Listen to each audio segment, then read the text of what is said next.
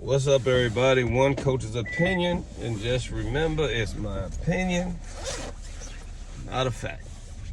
I suppose a lot of people saw the heavyweight showdowns, but mainly Anthony Joshua's performance, which was good against Wilder. I guess that's how you say his name. Forgive me if I mess it up. I said it all in one thing. But him, Anthony Joshua, he did what he had to do. I don't think too many people expected him to finish him the way he did. But he did, showing that, he's trying to get back on a dominant track. But in other words, a lot of people saw Deontay Wilder fight. Now, let's talk about Deontay Wilder. I was going, having a conversation on Instagram. And a lot of people were saying, what's going on with Deontay and what do you think? And I was just saying, he looks like Malik Scott. Malik Scott is a fighter. That's how he fights, against the ropes. Hopes to outbox you, run from you, not run. Let's say, sort of run from you. Land shots, get you frustrated. You know what I'm saying? But Deontay Wilder, you have to have a mindset to fight like that. And Deontay Wilder doesn't really have that mindset. So it's gonna be hard for him to fight backwards and stuff like that because he's a go-getter. He's a killer. Somebody just needs to show him how to protect himself a little bit more behind his punches. Not change his whole fight game so he uses his jab better and does that. That's not gonna happen. He's a power puncher. He sits on a lot. You know what I'm saying? You keep him moving and keep him on his toes where he can't sit on his feet, sit on his punches. You're not going to have to worry about that right hand. Now, to me, this is what Joshua Parker did. He came out of the gate throwing wild, untamed overhand rights. And, I commented, Parker's trying to knock him out. No, to me, Parker was just setting a precedence and saying you're going to have to block this left hand. Now, it might not have worked if Deontay Wilder was anywhere of like a counter puncher or something. He might would have said, okay, well, you ain't going to hit me with that. I'm just going to roll to the side and I'm going to counter with my hook. Then that might make a person stop taking their chances on that right hand. But when you defend the right hand like this and you put your hand up like this and you shift all your weight to the other side, you know what I'm saying? Unless you're a good counterpuncher, you know how to slip and fire back with that right hand, which Parker was staying, the majority of the time he was staying like on an angle, he wasn't really coming down the pike. But even still, if he makes you shift your weight to a position where you cannot throw your right hand like you want to throw it because you're too busy blocking. Now, if he had proper defense, he probably could block, catch, and counter. But have you ever seen Deontay Wilder really catch and count? You know what I'm saying? That's not his thing. His thing is more, I'm going to land that right hand. So to me, somebody needs to just get there and teach him how to be a little bit more defensive with his punches and then go for what he knows, because you're not going to turn him into, I don't know what Malik Scott had in mind, but you're not going to turn him into a good boxer in that length of time, especially for a dude has been winning and doing whatever he needed to do with just being a right hand, with a right hand. And then you got to think of it, and no disrespect to Malik Scott, but his career was better than yours. You can't really you would never got to where he got fighting the way you were fighting, and the proof was in the pudding. You were a good fighter, good standard heavyweight, you know what I'm saying? But when people mention the greats of heavyweights, and I'm not trying to be this, I'm just saying, you're a good heavyweight, you're qualified, but you try to teach him your style off the ropes. And a knockout fighter, the average knockout fighter doesn't really fight off the ropes. He goes forward, he catches dudes on that back foot and catch them when they can't defend themselves, and then he lands the right hand and he puts them to sleep. That's the perfect fight game for Deontay Wilder. It's not going to be a bounce around. Now, he has all the attributes to be a boxer. Thing is, he's a little small. That's one of the things. To hold so much power in his right hand at the size he is sort of remarkable. I mean, he's a hell of an athlete. I mean, and if they do start dividing up the heavyweight division where it's, you know, if you're 220 or under, it's going to be heavyweight and then a super heavyweight above. I really believe that division was probably created for Deontay Wilder's benefit, to be honest. And, you know, maybe, you know, it changes the gap. Same way, you know, with Big Baby coming in at 330. You know, he's coming in at 330 pounds. And it's going to be hard for you to deliver the same fight game you've been delivering as big as you are. But back to Deontay, that style's not going to work for him. He's not defensive enough to become a boxer right now. And he's at the point where you got to realize, no matter what you show him, it ain't like you're going to get him like 3 or 4 tune-up fights for him to get it together. He probably wouldn't want that. And that's what you probably would need for him to change his style and feel comfortable. He cannot go in there with a Anthony Joshua, a Tyson Fury, maybe not even a Usyk. And actually, to be honest, Andy Garcia would beat him if he fought Andy Garcia like that. You know what I'm saying? If Andy Garcia took the angle, same angle, moved to his right, attacked Deontay's left side with a big punch. And the thing, Andy Garcia throws way too many punches. Did you see how Deontay was like flailing when the punches were coming out? He don't even lock up and kind of block. He just kind of he was just flailing and doing hammer fist punches and stuff like that. In the heat of in panic. You know, his defense is just not up to par where it needs to be to fight that type of style. And it's probably too late. You know, it's probably too late to try to change him. And it would take a lot of maybe pay cutting on his fights.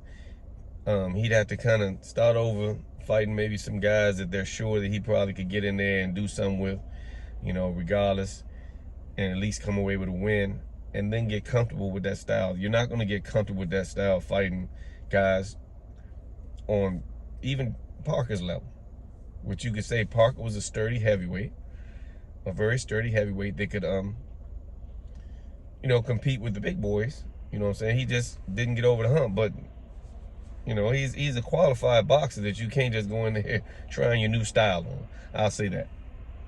Now, I don't know what Malik Scott and Deontay Wilder actually were working on. You know what I'm saying? I don't know if, for all I know, Malik in the gym when he was sparring, he could have been fighting off the ropes and his defense was excellent.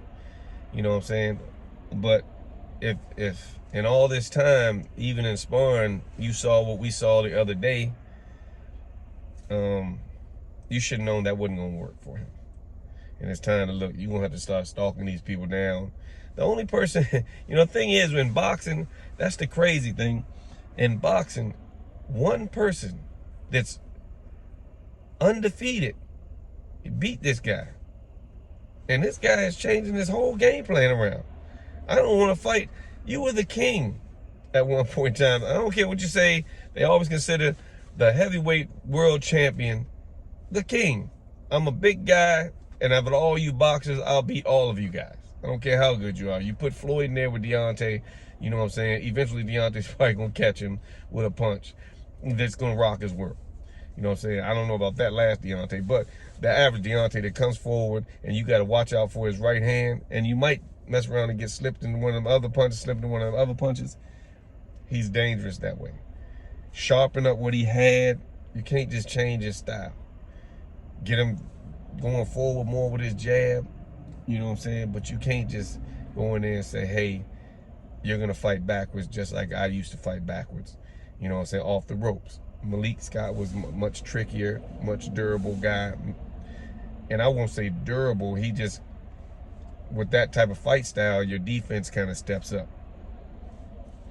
Don't forget about the Frank Sanchez performance, too. That was a good performance from him. Everybody better watch out for Frank Sanchez.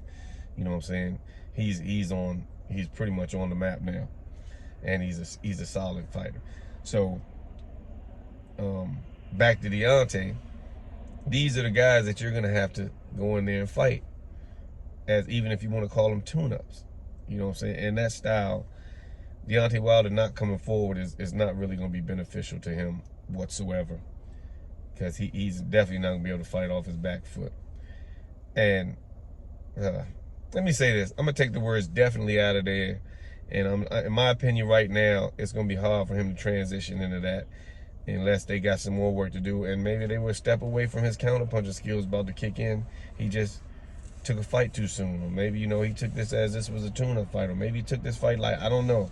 I can just say from what we viewed, this is my opinion on what we viewed. So I don't know what's in the works, what could have happened or might not have happened because of a certain factor. Might be anything that goes on. I guess we had to talk to Deontay later and see exactly how he felt about his fight performance. But that style is not matching. I'm not sure what's going to go on with him, Malik Scott. I hope that if they do sever ties or they bring in help, you know what I'm saying? Because, I think Malik, I wouldn't say he doesn't have nothing to offer. I'm just going to say he'll need some help balancing it out with Deontay Wilder. He needs somebody to teach him how, be honest, I put before, like a Mike Tyson. Look, you got a hell of a right hand. Now let's work on 3 or 4 different ways to set it up.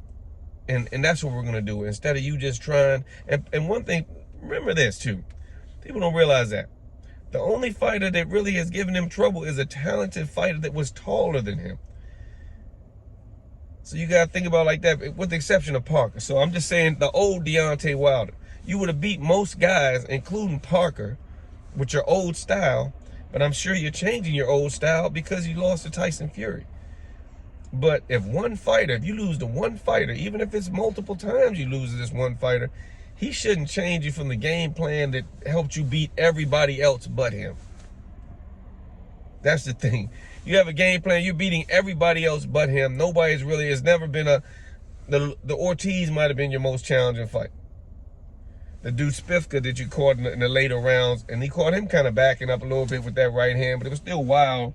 But you caught him with it because in your mind, and I'm going to tell you this way, me respect Deontay Wilder. Deontay Wilder always knew that he wasn't a boxer. His famous saying that made me respect him was, look, it's going to take you 12 rounds to beat me. All I need is 12 seconds. And the old style, he was right. Just because Tyson Fury was able to solve the puzzle, you got many other guys that didn't even come close to solving the puzzle. What other close fight did you really see him in down the line where I'm saying 11, 12 rounds? I'm not talking about, the first 5 or 6 rounds was competitive till Deontay knocked him out. That's what he was planning on doing. I don't plan on beating you round by round by round. I'm trying to catch you with his right hand so I can go home to my family. That was his game plan. Sharpen up that game plan, and Deontay Wilder is back to who he was. You can't let Tyson Fury, in probably ways you probably can beat Tyson Fury if you learn maybe to jab to the stomach and throw your right hand to his stomach a little bit and lower him a little bit instead of having to try to shoot up. He's used to basically putting his weight down on that right hand, you know what I'm saying? And now you got a guy that's taller, and it's a whole different punch that he has to throw to that taller guy. So I don't know. We'll see where he goes. You know what I'm saying? We'll see if, I hope he doesn't, say Malik Scott poisoned him or something like that. Hope he just, learns from the experience. And he's made enough money now where he really doesn't need boxing. But let me focus on this real quick that people don't realize. In your career in boxing, you're really branding yourself. When I say branding yourself, you're building up your record. Now, to be honest, with his record, Deontay probably could make at least another $10 million, even if he lost all his fights, because his name has value. Nobody's going to look at, when they look at a record, oh, you beat the Malik Scott Deontay Wilder. Nobody's going to say that. They're just going to say you have Deontay Wilder on your resume. If you beat Roy Jones when Roy Jones was old and getting knocked out, ain't people saying, except for boxing world, but regular fans say, well, he beat Roy Jones. So you got to look at that. His name carries value. He'll be able to sell his name. You know what I'm saying? That's not saying he's going to go in there and lose, but his name carries enough value where he can still get fights, at least another 4 or 5 fights before people say, hey, man, if we fight now, we only going to pay you this. Right now, he can still get almost top dollar because it's his name.